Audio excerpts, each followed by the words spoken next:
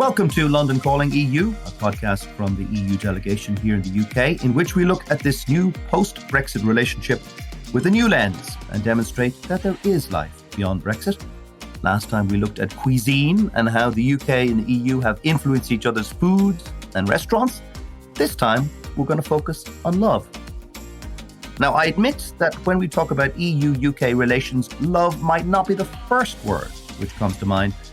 But while relations at a political level have been tense at times, things have been more successful at an individual level.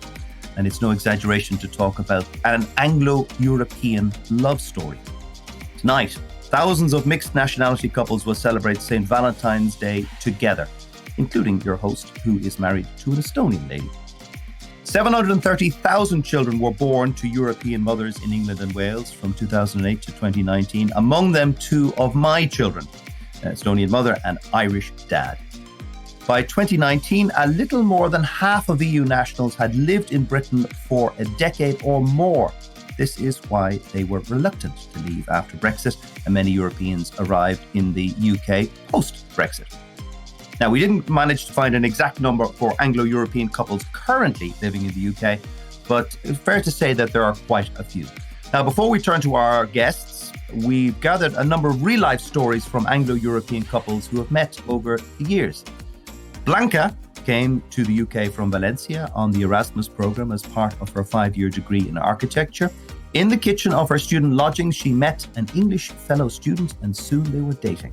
Well, she never went back to Valencia and now they are married with 2 children living in Richmond. We also heard from Per, who came to the UK from a small Swedish village as an au pair when he was still a teenager. He had never left his village before and spoke little English.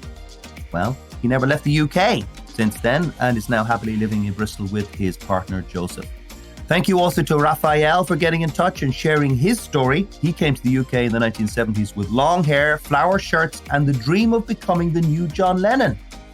I'm not sure that he succeeded in that dream, but he met his wife, Caroline, playing the guitar in a nightclub in Soho. They've been living together for the last 40 years and now own a vintage music shop in Edinburgh. I got to know a warm, vibrant, colourful, multicultural society, the likes of which I had never experienced before. I saw people from different walks of life going out together, enjoying life, breathing freedom. I immersed myself in the melting pot of cultures, traditions, and music indeed, and I truly fell in love with this city and this country. Now, that was Ursula von der Leyen, the President of the European Commission, talking about when she fell in love with London when she was a young student at the London School of Economics. Now, let's turn to our guests who have all personal ties to the EU in some way, shape or form. Monique Hawkins is the Policy and Research Officer with the 3 Million Group, which represents the estimated 3 million EU nationals living in the UK, a number which was an underestimate, as we will discover. She's also a European national, Dutch, with a British husband. Robert Wright is from the Financial Times, whose daughter was actually born in Hungary. Marina Fernandez-Reno is a senior researcher at the Migration Observatory at the University of Oxford.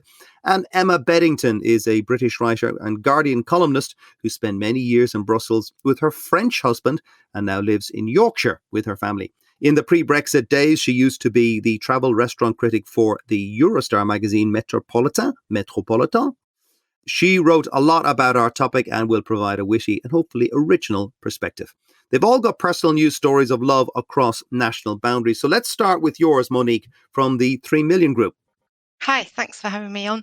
Yeah, I was really keen to come and study in the Netherlands. I remember doing a deal with my late father that if I earned enough money to pay for the first year of uni in the UK, then he would pay for the rest. So in 1984, I came over, having worked for a whole year to finance it. And luckily, after 1 year, the Erasmus arrangements kicked in. So the rest of it was very much better. And I've never left, fell in love with the country, eventually fell in love with man, got married here, got 2 children who are both British, dual British-Dutch, and still totally love the country, even though, of course, was very upset by Brexit when it happened. Well, we will deal with some of that in a moment. Emma, tell us your story. So after I left school, I went to work for 6 months in a school in France as an assistante. And my husband, future, long in the future husband, was working there doing his civil military service. That was back in 1995. And we sort of long distance dated for a few years.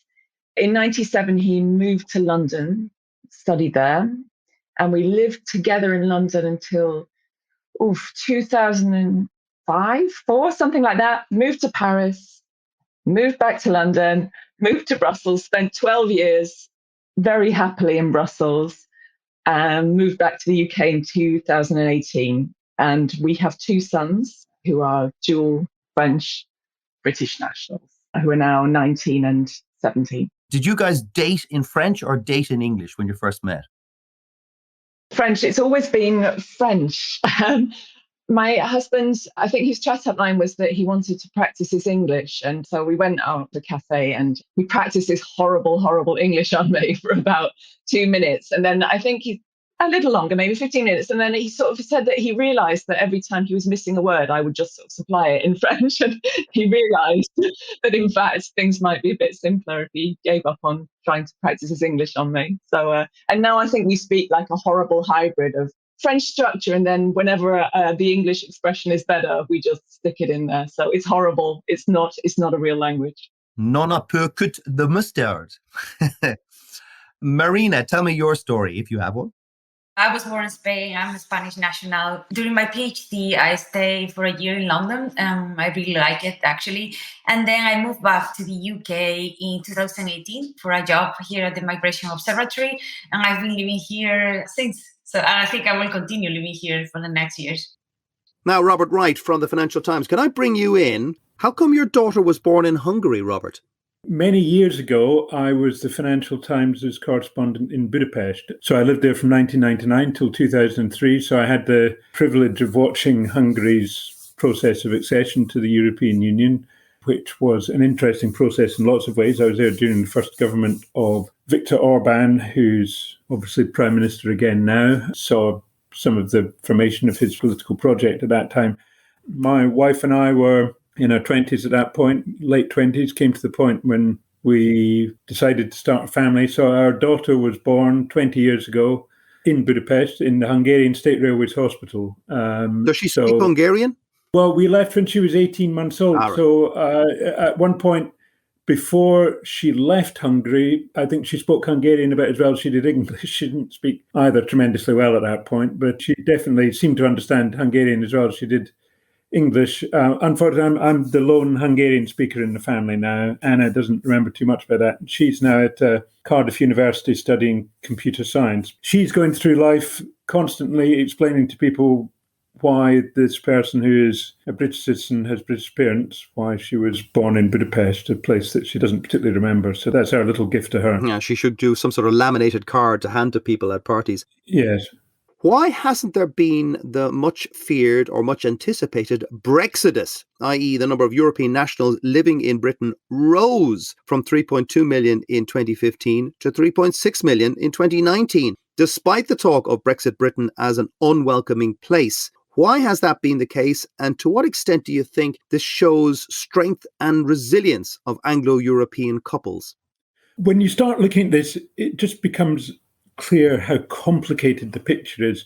When you speak to people, you hear there were all kinds of different things happened. There was a bunch of people came in because essentially the door was closing. So they were worried that if they didn't get into the UK, it would become far more complicated in future, and they had to establish the residence here. So one heard stories of young people from Poland and places like that, that perhaps at the moment there are quite a lot of people leaving them, thought that by comparison, Britain sounded quite a good place to be in. They wanted to establish residence here. So one saw people coming in, but at the same time, there were people going out because, say, they'd saved up lots of money in the UK and they wanted to go home and set up a business or retire in Hungary or somewhere like that. So I think there's been an awful lot of churn, and at the same time, the UK has a labour market shortage, so that's going to keep bringing people in.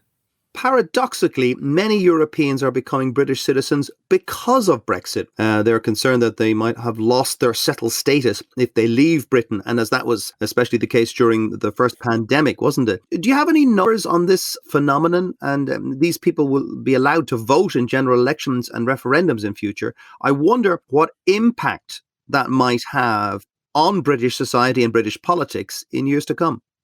Well, I think it's pretty difficult to say what impact it's going to have on British politics. I've never seen any statistics for this phenomenon, but really what it underlines is just that there has been this big sorting out as a result of the Brexit process.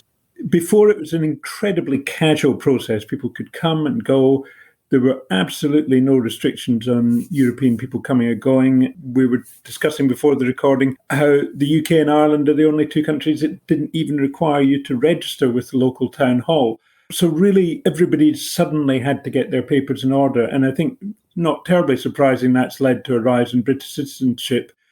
What effect will it have on referenda and elections in the future? Well, before 2016, I would have said that the UK would never take the step of voting to leave the European Union, given how embedded it become in that. I'm probably out of the job of making predictions about these things, but clearly the UK has become an incredibly multicultural society. If you live in London, that's particularly evident.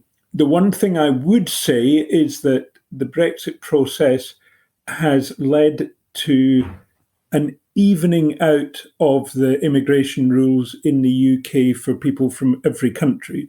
So it's become much more difficult if you're a European to come to the UK to live and work, which will obviously be a matter of real pain and regret for many of the people listening to this. But it's become a little bit easier if you're from a country like India, Pakistan, whatever. And so I think there's going to be an evening out. So we might see, I think if the UK economy continues to generate the same number of jobs it's continued to be a fairly attractive place, whatever the politics, but it's possibly going to become a more widely international, less European place in the number of people it brings in, if that makes sense. It does, yeah. Obviously, it depends on whether they meet the immigration criteria, which has been set out by the Home Secretary, Priti Patel. But as you say, there could be fewer Europeans and more non-Europeans coming in if employers want it. Another interesting stat, Robert Wright from the Financial Times, Europeans in the UK tend to be younger than average. Overall, 19% of British people are aged 65 or older. By the end of March last year, only 2% of applications for settled status from Europeans came in that age group, the over 65 group. What implications do you think that has? And will Britain be even more European in years to come? That was one of the big attractions of opening the UK's doors to people from mainland Europe, that the people tended to be young, so it dealt, at least for the time being, with some of the issues about being an ageing society. Suddenly the UK created for itself a much younger profile of people who could help to care for the older people, who could pay for pensions in future. So that has been a good thing for the UK, I think a lot of people would say, and I think it will probably continue to be a good thing as those people settle down and have children and those people work their way through the system. But what I would say about the EU settlement scheme and the relatively low number of older people who've applied for it is that this highlights one real worry about that scheme, which is that the number of older people applying possibly does not reflect the number of older people out there. There's been a concern all along. We've talked about how there are lots of couples in the UK, either like yourself, people from different nationalities, or possibly people who've come together from one country. And a lot of those people have brought granny over to look after the kids. And often the grandmother will be living somewhere, perhaps speaking only Romanian, not really mixing in society. And there's definitely a worry that a lot of those people are not registered for the EU settlement scheme. And that is probably a worry. So yes, the people skew younger. Yes, there aren't that many applications from older people. That does not necessarily mean, unfortunately, that there aren't quite a lot of older people now slightly hidden from the system, living in people's homes, bringing up children, and possibly unaware of quite what a problem they potentially face down the road. Okay, well, let's go back to Monique. How has Brexit affected those European relationships on St. Valentine's Day? I was really, really devastated after the referendum. I was surprised by the strength of my reaction, really. And my first reaction was, I'm now finally going to actually apply for British citizenship.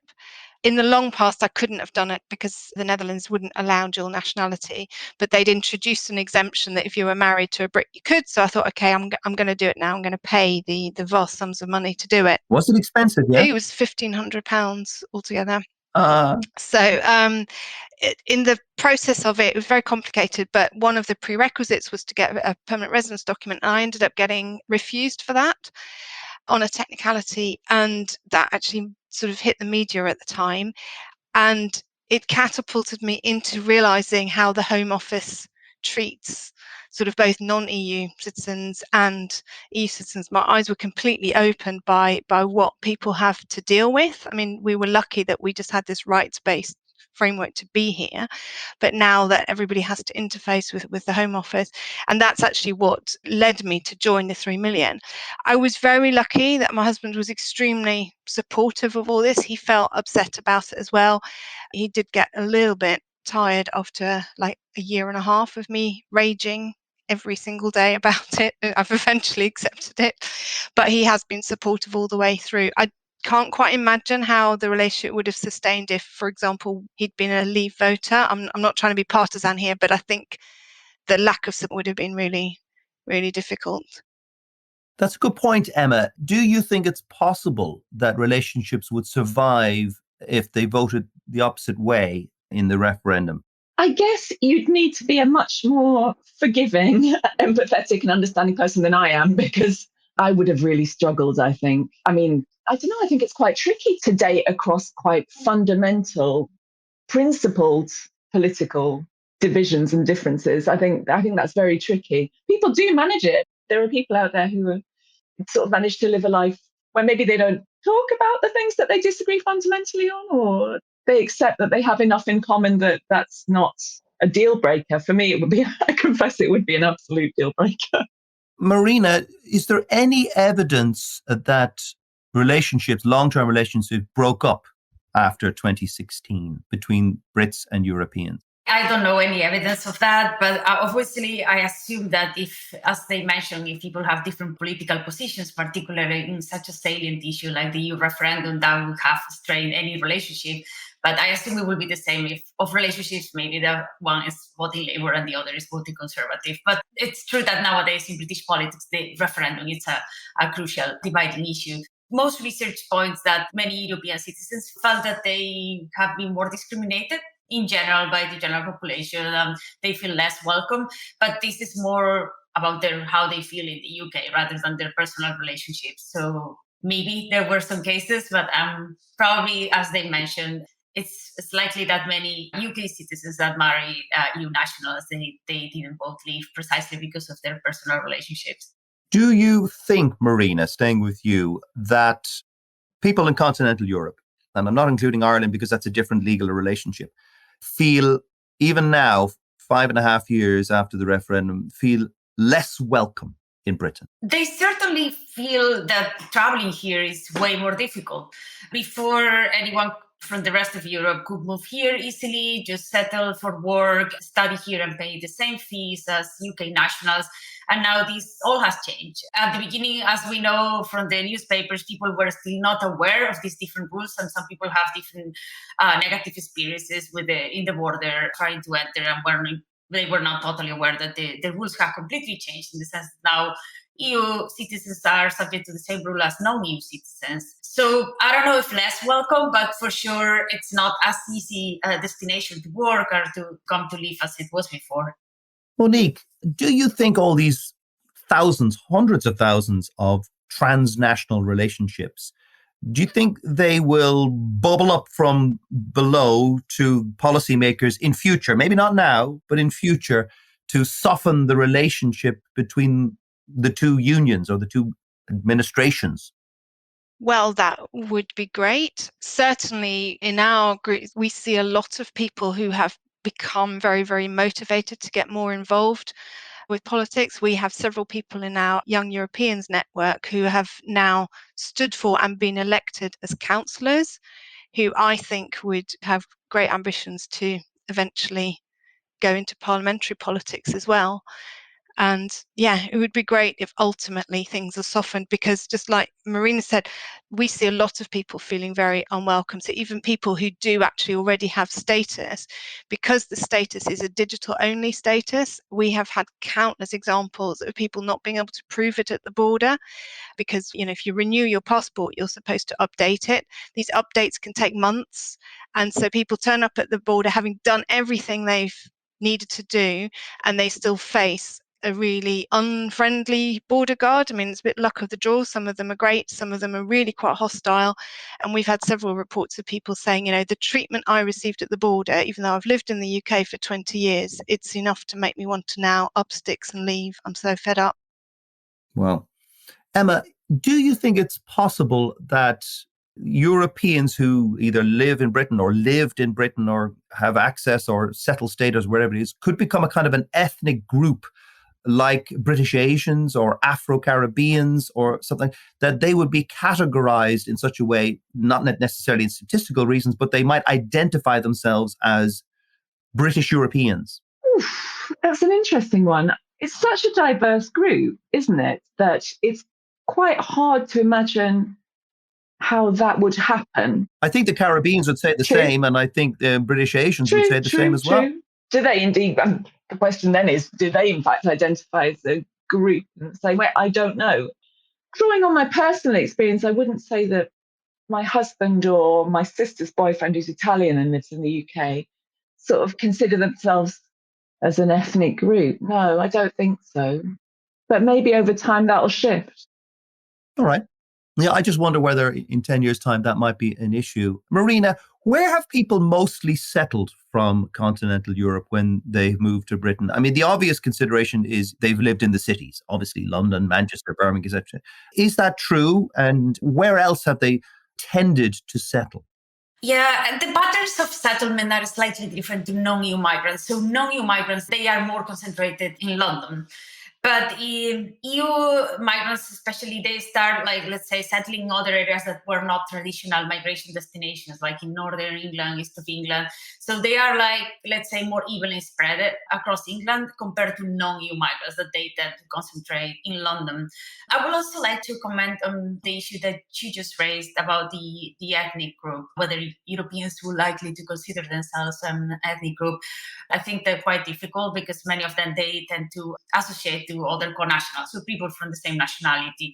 But also in the future, so for example, the children of these people, it's less likely because at least in the UK and in most European countries, ethnicity also is perceived also as a racialized category, unfortunately. So at the end, many people, probably the second generation of children of migrants, they will just be as other Brits because they look the same, and they won't probably have the same levels of discrimination that Asian minorities or Caribbean people face, even though they might be their grandparents might have been from the Caribbean, but they themselves are born British.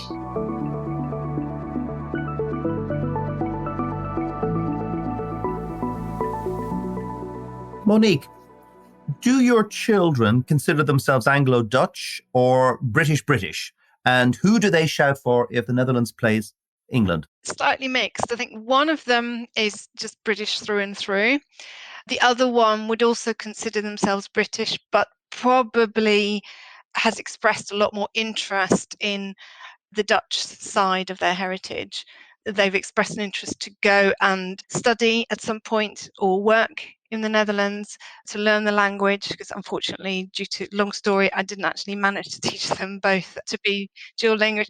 I had good reasons, honestly. Speech therapists and all sorts of things got in the way. Long story. But yeah, so slightly mixed, but definitely more on the British side. And did you imbue them with their Dutchness? Because speaking from my own point of view, I made it very clear to my two West London sons that they were Irish. And when it came to the rugby, green is good, white is evil. And they were very clear who they had to shout for.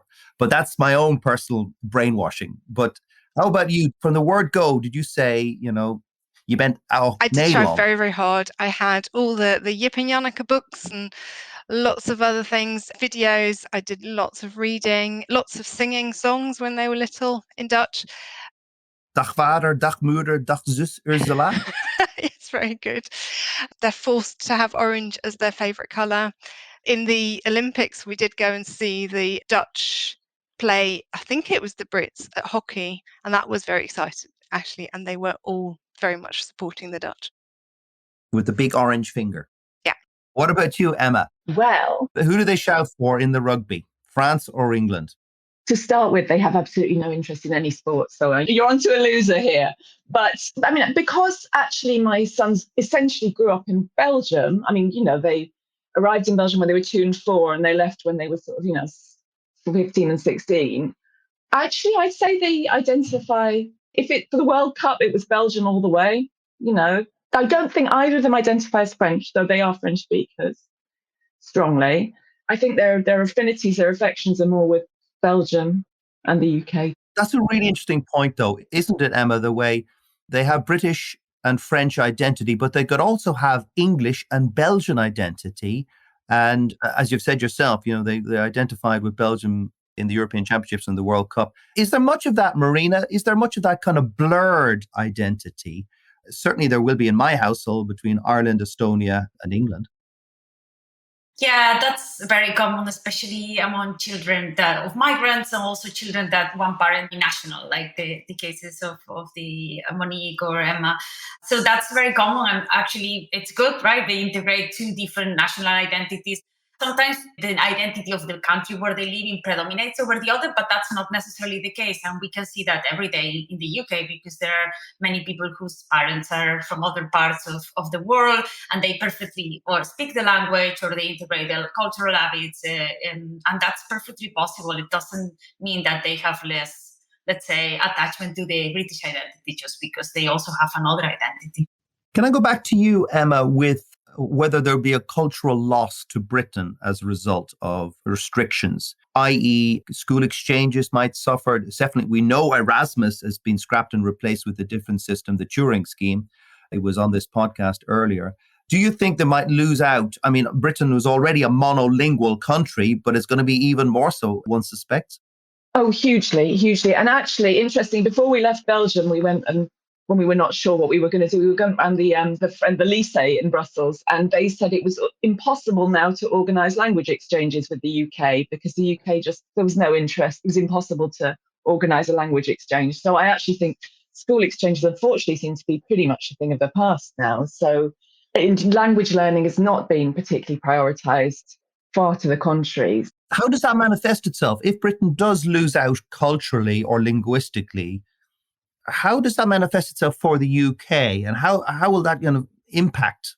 It's a kind of intangible thing, isn't it? It's an entirely intangible thing, but I think when you lose that kind of outward-looking engagement with your European neighbours, you are going to be losing out culturally. You're going to sort of lose a whole sort of network.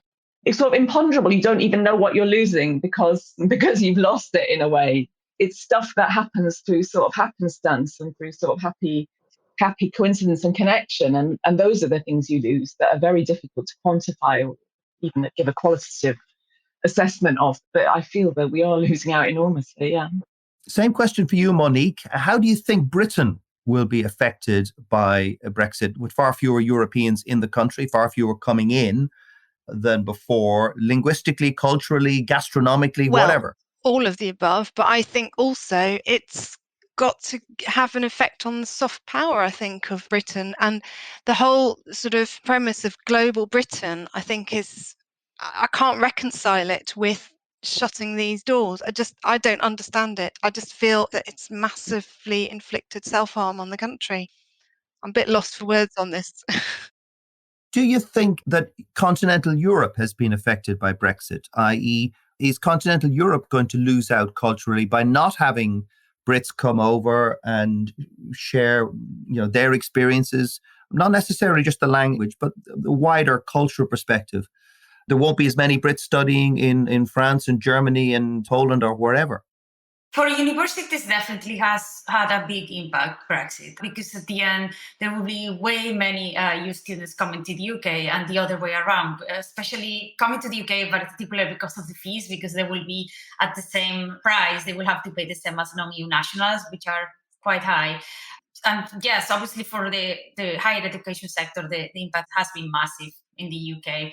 Other countries, I mean, there are various impacts, obviously, and we've been in the economy, obviously, because it has been disrupted, the whole change in the commerce, but it's difficult to, obviously depends on the country. Not all countries of Europe have the same close relationship with the UK in terms of trade.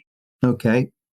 Do you think that love conquers all, Marina, in the sense that Romeo and Juliet, warring tribes, etc., but they had a very strong, deep love?